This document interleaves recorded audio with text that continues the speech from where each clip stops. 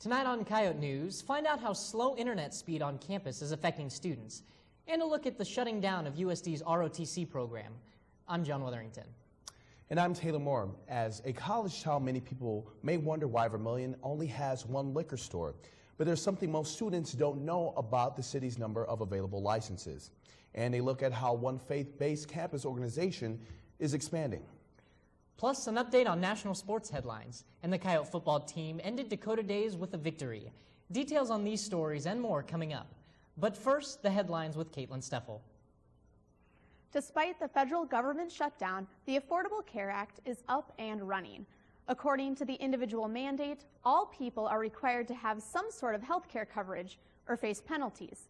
And although the deadline to do so is March 31st, officials say people need to have their applications sent by the middle of February so they can be processed on time. General Motors is recalling nearly 22,000 full-size pickup trucks. There's a problem with manual front reclining seats. If the truck is involved in a rear-end crash, the headrests might not protect passengers as designed. The recall affects Chevrolet Silverado and GMC Sierra pickups from the 2014 model year that were sold in the U.S., Canada, and Mexico. An undercover New York police detective has been arrested in the motorcycle gang high-speed chase and beating of an SUV driver. The detective is seen on the YouTube video of the attack hitting and kicking the SUV before the driver is pulled out and beaten. Officials say the detective should have intervened while staying undercover and not engaged in the illegal activity. And those are your headlines. With technology in greater use in the classroom, the annoyance of slow campus internet speed can pose a hindrance to students' studies. Coyote News' Chris Moser found out how students dealing with the problem are finding hotspots of wireless connection.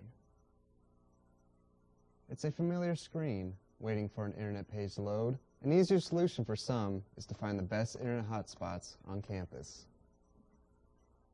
Some students say the fastest internet connection is in Coyote Village. Many say it's not the library.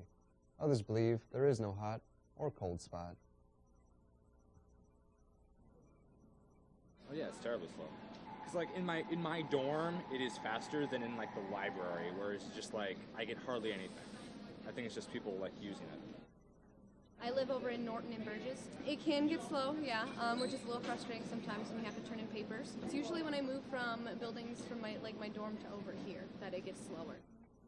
Yeah, I live in Coyote Village. I haven't tried it in the other dorms, but it's all right most of the time in the library, I think. It'll take me a lot longer to do homework than I was expecting because I'm waiting for it to load for me. One concern for students is not the difficulty of doing homework, but the connection for online gaming. The only reason that I can play online is with an Ethernet cord. I never have troubles with connections. You can't use wireless with an Xbox or PlayStations, but you can use wireless with computers and phones. For Coyote News, this is Chris Moser. Coyote News reached out to IT officials regarding the possible hot or cold spots for the internet connections, but we received no response. And now we want to know what you think. Does USD's internet meet the needs of its student body? And have you had troubles connecting while on campus? Coyote News wants to know. Share your thoughts and concerns by commenting on the question on our Coyote News Facebook page or by tweeting us at Coyote News. We'll share some of your responses at the end of the newscast. The Dakota Days stats are in, and we're not talking about the football game. The Vermilion Police Department has released their weekly incident summary for USD's annual homecoming celebration. Vermilion Police Department Chief Matt Belton says it was one of the safest D-Days in a long time, with about half of the arrests normally made. Belton also says law enforcement noticed a sharp decline in major crimes for the week compared to previous years. From Sunday, September 29th through Saturday, October 5th at midnight, 121 calls were made to the police department. This number included common instances such as response to medical calls, stolen bikes, and misplaced items like keys and cell phones, while the responses were made to more serious events such as counts of DUIs, underage consumption, use of marijuana, unconscious individuals found in public, open containers, and loud house parties, or even public urination. Coming up after the break, what you may have not known about liquor licenses in Vermilion, and state officials are encouraging everyone to prepare for the upcoming flu season. Stay with us.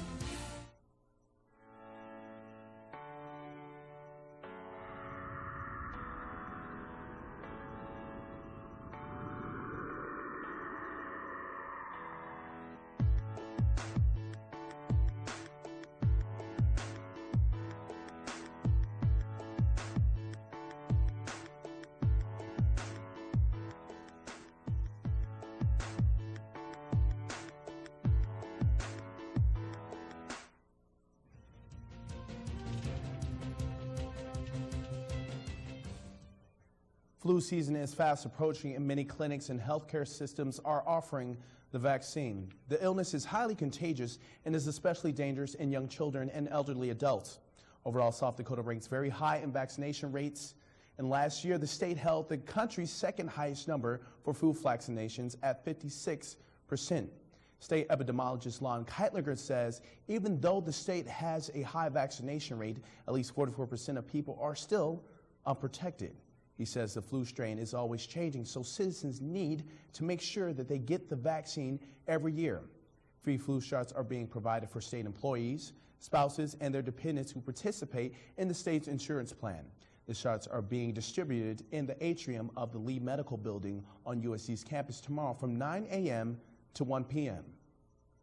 USD is one of 13 colleges throughout the nation that is losing its ROTC program.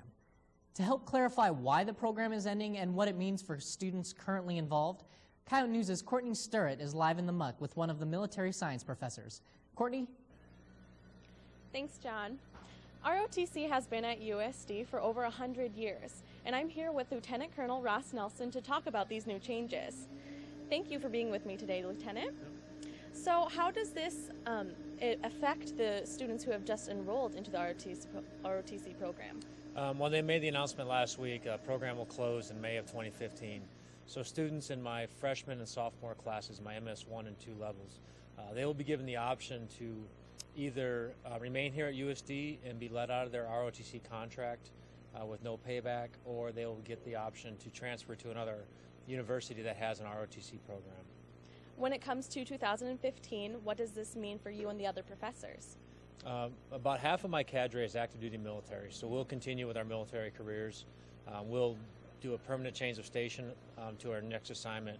I have some civilian employees that will, at that time, make a decision if they're going to retire or look for another job. Do you think that ROTC will return to USD? I'd like to see it return to USD. Hopefully, if the situation changes in the future, the Army will look at this university and the support it's given to us in the past. So. All right, thank you so much. Thank you. That was Lieutenant Colonel Nelson, Professor in Military Science, and I'm Courtney Sterrett, live in the muck. Thanks, Courtney. On this week's blog, Chuck Gresser reflects upon the student atmosphere of this past Dakota Days week. Folks, D-Days week is over. For me, it was the last one I'll see as a student.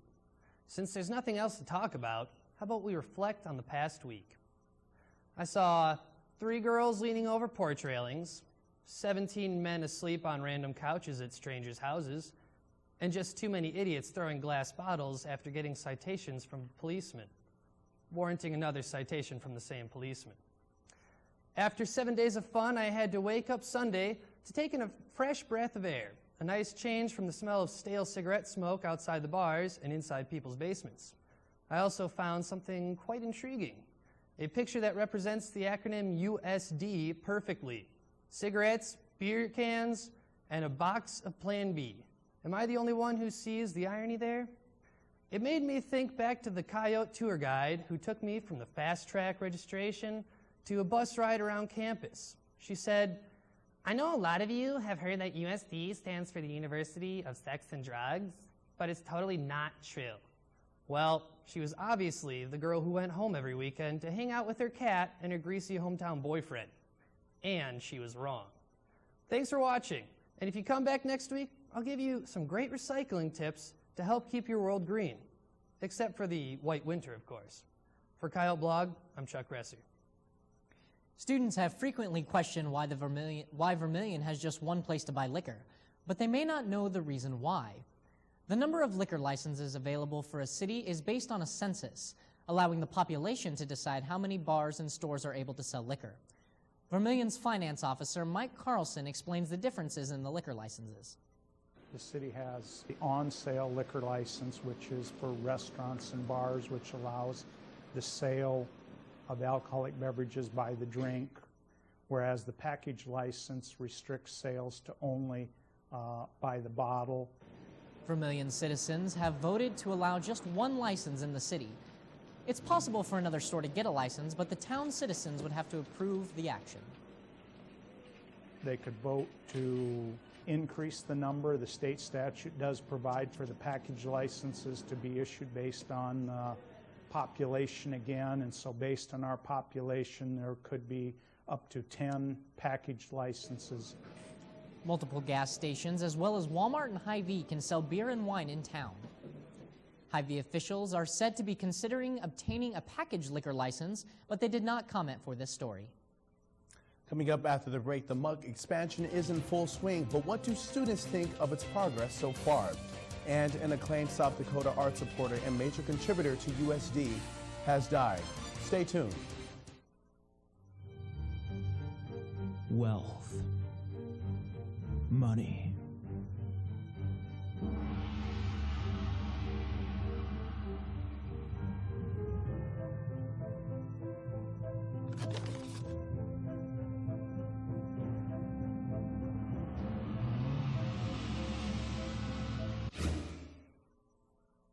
If only everything was as easy to get as the volant.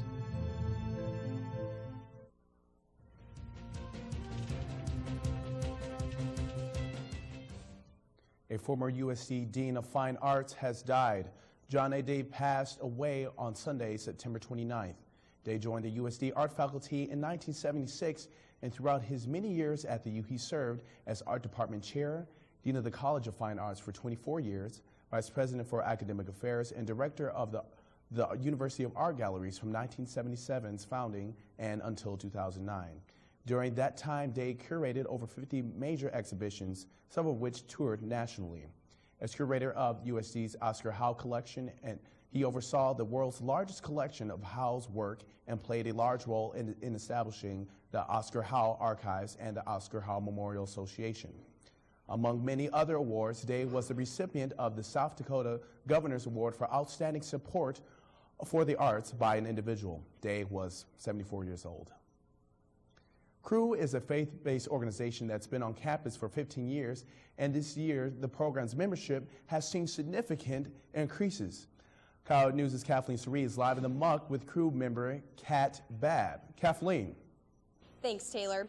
CREW has been seeing an increase in involvement lately, and we're here with Kat Babb today to talk about the program's expansion. Thanks for being with us, Kat.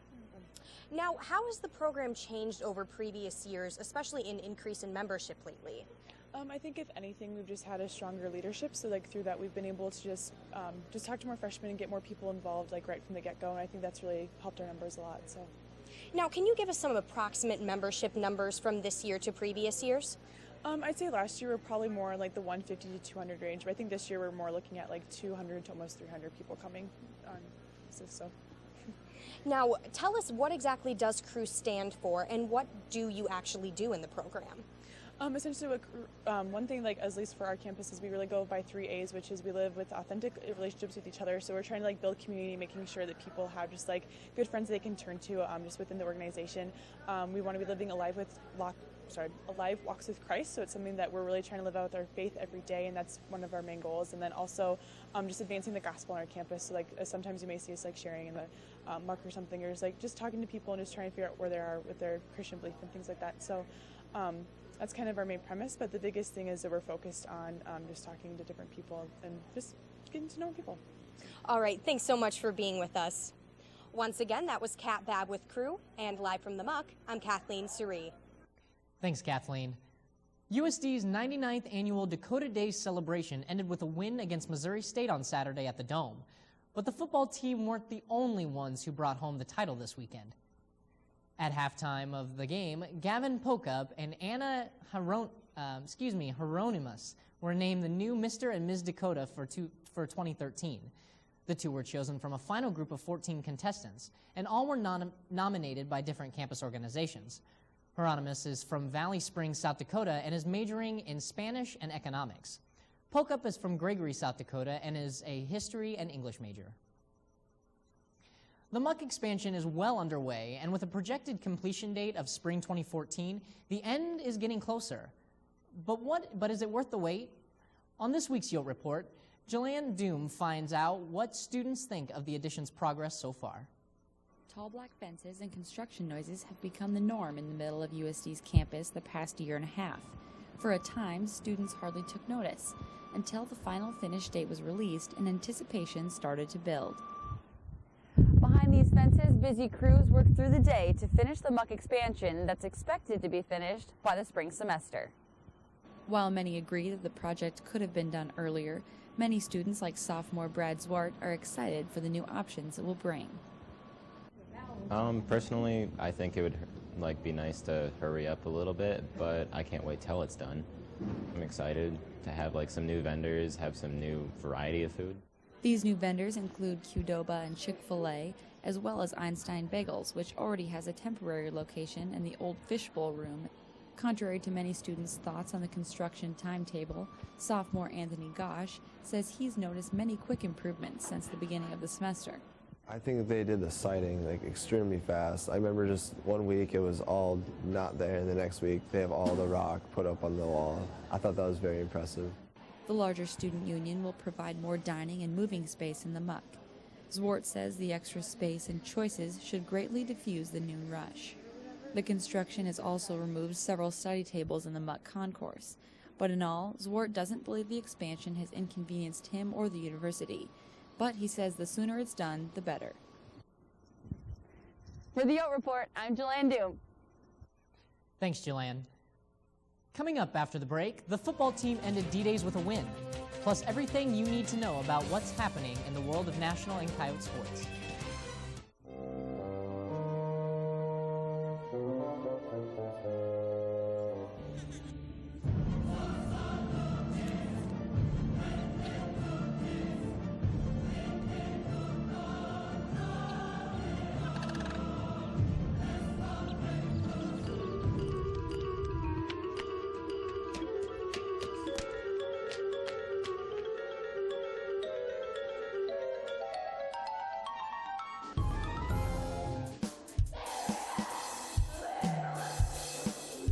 Not getting your message across clearly? Contact Coyote Creative for all your promotional needs.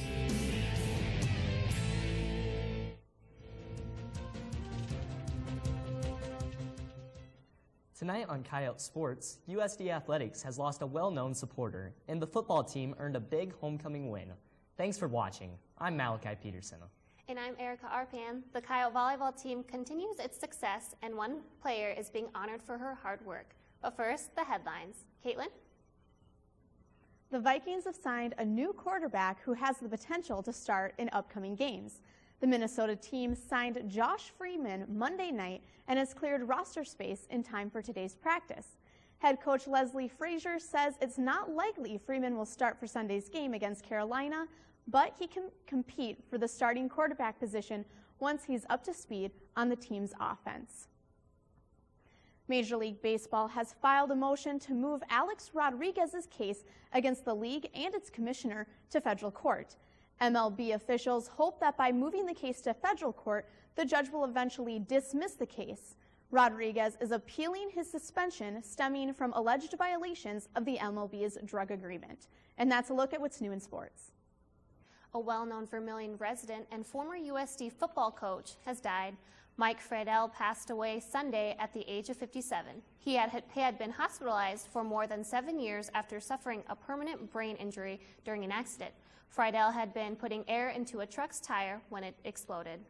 His coaching career started as a defensive coordinator at Southwest Minnesota State University, but Friedel spent the majority of his football coaching career as defensive coordinator at Augustana College in Sioux Falls. He was the assistant head coach at USD for 4 years and is remembered for his mentoring and close connection to the football players. He is survived by his wife, Joni, who is USD's Director of Scholarships, and his 5 children. After losing the last 3 games on the road, the Coyotes returned to the Dakota Dome Saturday to host Missouri State. New starting quarterback Kevin Earl took the Coyotes 71 yards down the field on the opening drive before being picked off in the end zone. But just a few minutes later, Kyle Buziak intercepted a Bears pass and ran it in 22 yards for the Coyotes' first score. USD had a few struggles throughout the game, but was able to come back from a 14-6 deficit in the fourth quarter. Kicker Miles Bergner won the game for the Yotes with a 41-yard field goal with less than a minute remaining in the game. USD is undefeated at the Dome so far this season and earned their first conference victory with the win. They host Indiana State Saturday at 1 o'clock. Linebacker Tyler Starr will miss the first half of the Indiana State game after committing a flagrant foul during the D-Days game. Officials say Starr intentionally led with his head when he hit Missouri State's quarterback in the helmet during the fourth quarter. Starr was ejected from the game following the hit, and the Bears quarterback left the game. Starr says the contact wasn't intentional. The women's volleyball team is on a 4-game win streak. Despite it being homecoming week at USD, the team played 2 road games on the road this past weekend.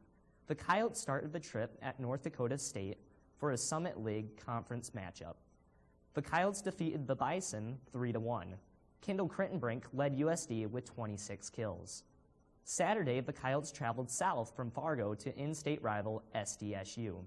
It was also homecoming week in Brookings, but USD defeated the Jacks 3-1. 3 USD players reached double-digit kills. USD hosts Denver on Friday at 5 o'clock. The two are the only undefeated teams left in the Summit League. Crittenbrink was named to the Summit League's Offensive Player of the Week for her 26 kills against NDSU and 21 against SDSU. It's her second time receiving the honor this year and her 6th overall. School-sanctioned sports like football and basketball have always drawn a lot of attention, but for those students who can't play at the Division I level, there are other options. Club sports have been on campus for many years, but students aren't always aware of what's offered or that club sports can apply for funding through SGA. President Eric Muckey says there are a few new options. One of the new ones that has come forward is Club Lacrosse. Obviously, they've been on SGA's docket in the past couple weeks. So they're a new group. They're currently non-funding eligible, but they're kind of going through a year sort of grace period based on our guidelines. And so they are new. They're trying to get their feet off the ground. I've been hearing through the grapevine that club hockey's trying to make a return as well. So a couple new sports. One of the new sports is Club Lacrosse. Alex Peterson is the captain and says it's a lot of work to start a new club sport. Basically, the process is 2 parts. You have your part with the university, and then you have your part with the actual conference that we're planning on joining. So through the university, we wrote up our bylaw, got approved, and now working on getting more funding and through that end. And then on the side of the conference that we're working with, it's basically about finding the right fit of which teams we basically want to play. Do we want to travel far? Do we want to be D1? Do we want to be D2 within the conference? And that'll kind of all sort itself out here the next couple of weeks. With USD's state-of-the-art climbing wall, Climb USD is also gaining popularity as a new club It's sport. the second official year that we've had because our rock wall is actually not too terribly old. And we're going to have this year, I think we have about 84 members so far. And like I said, we have a couple events. A couple of them are going to be competitive, but most of them it's going to be the social aspect. We take a couple of trips when the weather's nicer out. We go up to like Palisades, try to do some out in the Black Hills climbing. And then, like I said, we also do more of the actual competitive comp season. We take a couple down to Nebraska, one in Minnesota, one at SDSU. Students can contact Sean Clark at the Wellness Center for more information on club sports at USD. On this week's sports commentary, Kelly Stewart gives her take on a new rule in football. The 2013 football season is well underway, and there's been much talk circulating around the NCAA and NFL about some of the new rules. One of the most widely gossiped about is the new targeting or crown of the helmet rule. It states, quote, "No player shall target and initiate contact against an opponent with the crown top of his helmet. When in question, it is a foul." The goal of this rule is for the safety of the players. With the concussion epidemic in the sporting world and specifically the NFL lawsuit regarding former players and the after effects of concussions, it's no surprise that the NCAA and NFL wanted to prevent head injuries from happening. However, was this rule really necessary? First of all, hard knocks are just a part of the game. Implementing this rule puts too much of the game into the referee's hands, as they have to make split-second decisions on whether a hit was targeting. Second of all, the penalty for helmet-to-helmet hit is 15 yards and an automatic ejection from the game. Again, the fate of certain players is essentially in the ref's hands. An unintended targeting hit gone wrong can cause key players to be ejected from the game, which can greatly impact the outcome. And finally, the side effects of this rule aren't helping football either. Because defensive players are worried about tackling high and risking 15 yards and an ejection from the game, many are aiming low and taking out players' knees.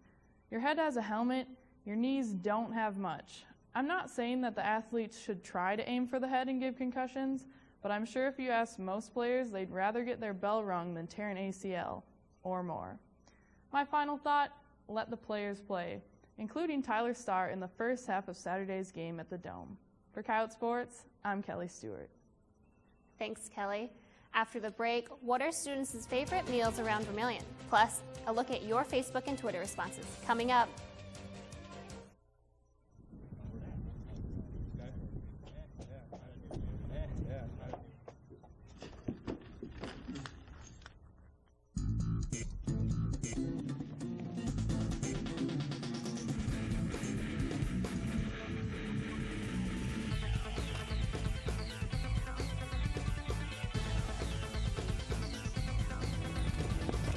Excuse me, ma'am, what is this?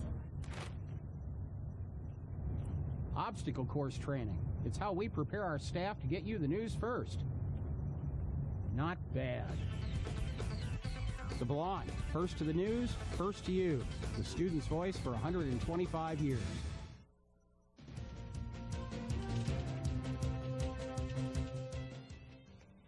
For a small town, Vermilion has quite the variety of restaurants. There are a few pizza places, some Chinese and Mexican restaurants, and the more unique, like Cafe Brûlée or Raziel's. On this week's Out and About, we asked students what their favorite meal is at one of Vermilion's restaurants. Definitely not Jimmy John's. I'm going to say any type of appetizer from the pub.